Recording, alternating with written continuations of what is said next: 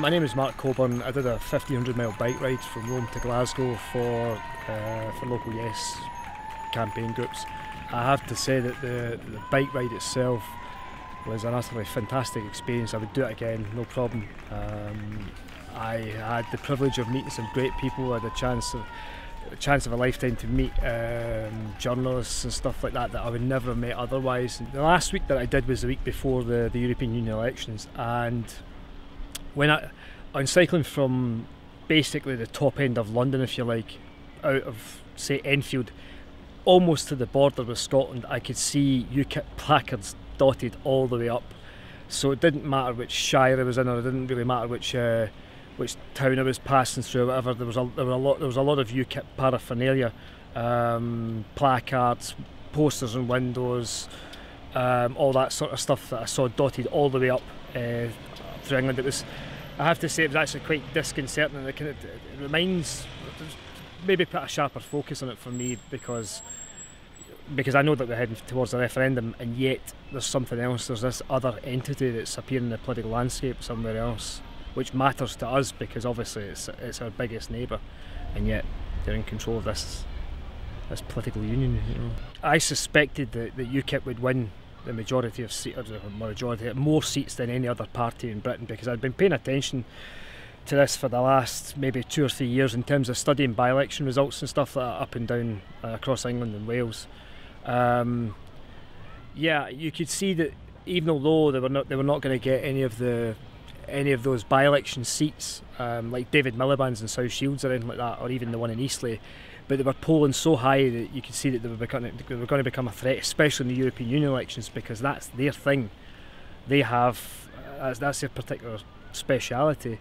Regarding David Coburn, well, I mean, my name used to be Mark Smith, and I changed it to Mark Coburn for family reasons, and it's just, yeah, it was kind of a bit disconcerting when I came back and found that he had been elected. When I came back, a lot of people had been asking me, why don't you do something around Scotland? And I thought, well, yeah, why not? But I'm a bit knackered, so I don't really have any time off, because I already spent 4 weeks of my holidays doing the Rome to Home project. So I thought, why don't I do something on my long weekend? So I've got a long weekend off, and I intend around that long weekend to do 500 miles in 5 days.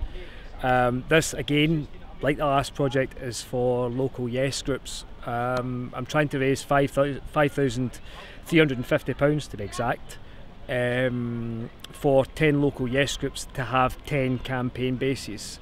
This starts on the 10th of July and finishes on the following Monday. I was reading an article in Wings, which was a post. It was an article posted essentially from the Evening Times, which spoke about this tragic, sort of horrific story of a woman with kids who hadn't eaten for 4 days.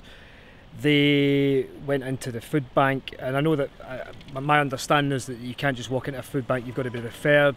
But they walked in, and the woman had been scavenging around for tins, and the woman who runs the food bank was wondering what she was doing, and finally she understood that this woman had been looking for a tin with a ring pull on it, and the woman grabbed the tin, pulled the ring pull, pulled the tin, the lid off, and just started eating the beans straight out of the tin. And I thought, this is disgusting.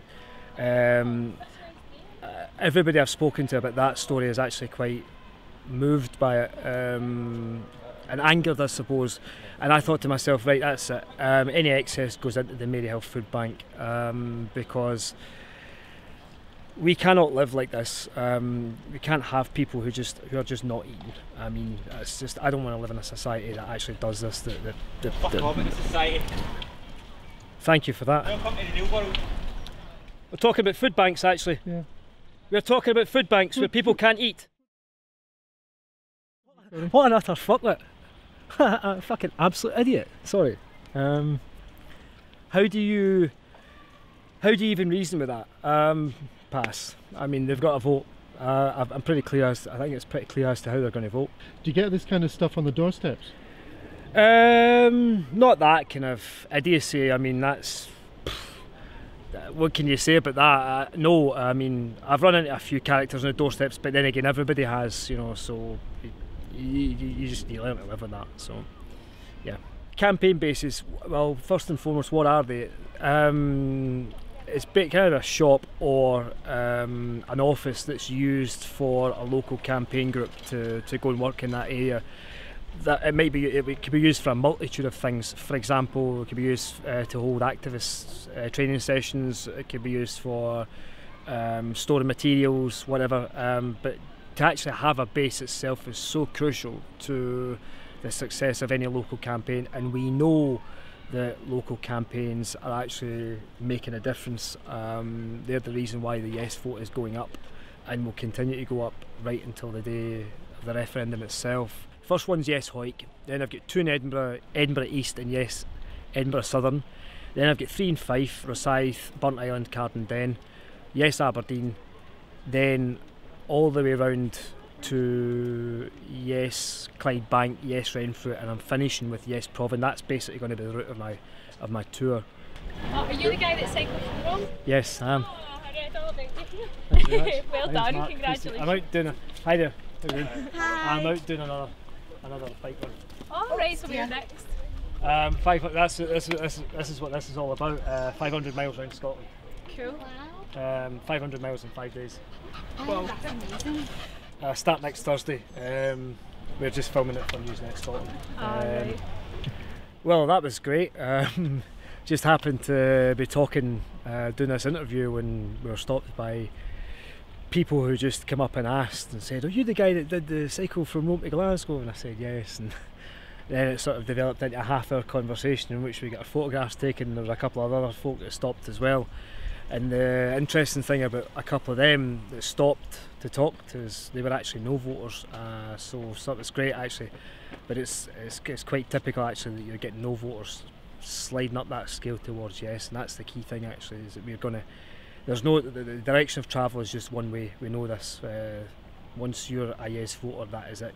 You're pretty much there. You don't go back. So anyway, but we need to keep going.